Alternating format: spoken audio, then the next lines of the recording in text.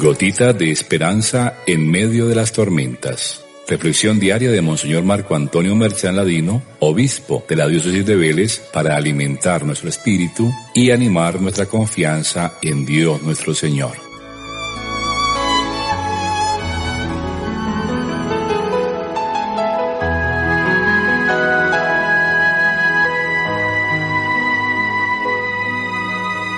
Muy buenos días para todos.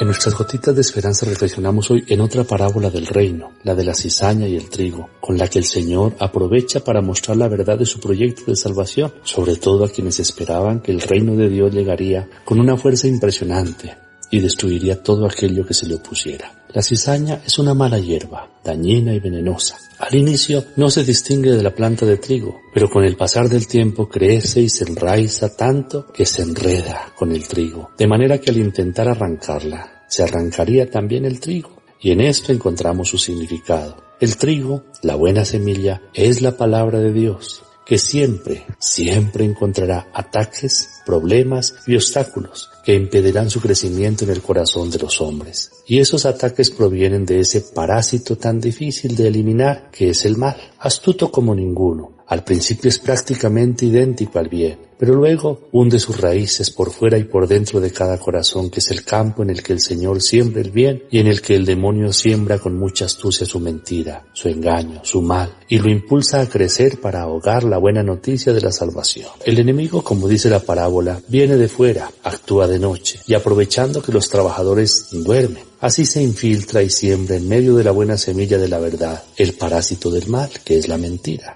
Mentira que llena de desconfianza, desesperación y exalta el egoísmo, porque se siembra en todo lado, en el campo del hermano, en el propio campo, y lo peor, se siembra en lo más íntimo de cada corazón, de manera solapada y prácticamente imperceptible. Pero si nos dimos cuenta, el mal aparece después de que se ha sembrado la buena semilla, es decir, el mal no es originario. Al contrario, la gracia original está y permanece antes que el pecado. Esto no lo podemos olvidar. La gracia de Dios nos precede y nos acompaña siempre, a pesar de nuestra maldad. Más aún, siempre será más grande que nuestro pecado. Al principio la cizaña, como ya lo advertimos, es prácticamente igual al trigo. Como el fruto del árbol del jardín del Edén, aparece ante la vista como bueno, hermoso y deseable. Pero solo cuando tomamos de él, se cae en su trampa. Entonces sí se revela su veneno, su mentira, su engaño. El mal para los trabajadores del terreno es una sorpresa negativa y frustrante. Por eso las preguntas: Señor, ¿no sembraste buena semilla en tu campo? ¿Qué pasó? ¿De dónde salió la cizaña? Ante esto siempre el ser humano busca culpables. Adán culpó a Eva, Eva a la serpiente, y los dos, influenciados por la serpiente, terminaron culpando al mismo Dios. Es una historia que se repite siempre y que nos lleva a concluir o que Dios es malo, o que no le importamos, o que no tiene el suficiente poder para destruir el mal.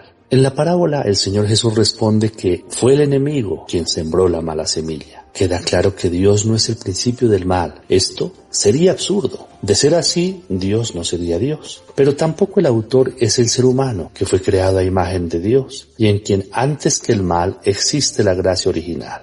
Entonces, ¿el mal viene de dónde? Pues del enemigo, que sagazmente no se cansa de esparcirlo, de abonarlo y de hacerlo crecer. La pregunta es, ¿cómo podemos contrarrestarlo? Ya dijimos que el mal existe, que está ahí, que nadie es plenamente buena semilla ni tampoco plenamente cizaña. Siempre habrá mal en el bueno y siempre habrá bien incluso en el peor de los criminales. Muchos, en su afán por quitar el mal, han pretendido eliminarlo negándolo, lo que equivale a taparnos los ojos o a enterrar la cabeza como los avestruces. Ignorándolo es la filosofía del mundo, que cree que el pecado y el mal no existen, pero la violencia, la injusticia, la corrupción y la muerte sí siguen existiendo. Con esto lo que se demuestra es que el mal sigue ahí y que hace mucho daño y que es inútil intentar negarlo. Otros, convencidos de su presencia, pretenden que hay que arrancarlo inmediatamente. El problema, ¿cuál es? Es que un fin bueno trae consecuencias negativas y el remedio resulta peor que la enfermedad. Es una tentación aquella de crear una comunidad de elegidos por virtudes especiales, distintos,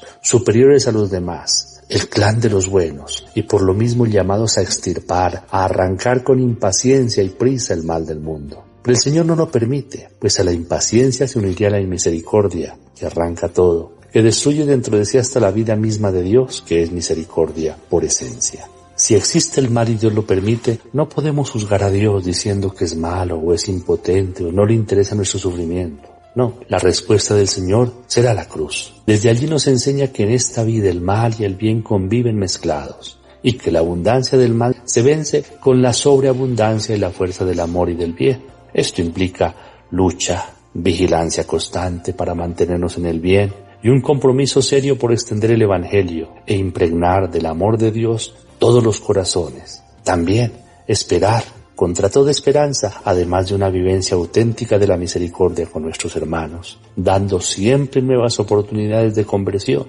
con la conciencia de que solo al final se podrá hacer la separación. Demos gracias a Dios, recibamos la bendición del Señor esté con ustedes, y la bendición de Dios Todopoderoso, Padre, Hijo y Espíritu Santo, descienda sobre ustedes y los acompañe siempre. Amén.